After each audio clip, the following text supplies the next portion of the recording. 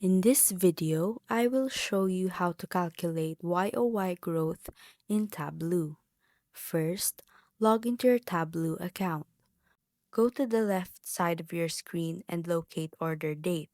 Next, locate Sum Sales in the menu list, click and hold onto it, and drag it to the box next to Rows. Once your graph is visible, go to the top part of your screen and click on Analysis.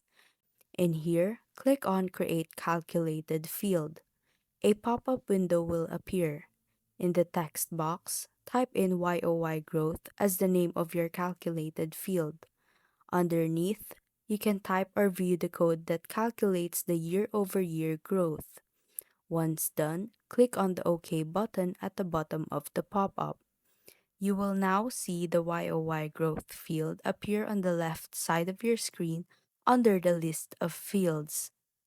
Click and hold onto it, then drag it to your main board or onto your existing chart. And that's how to calculate YOY growth in Tableau.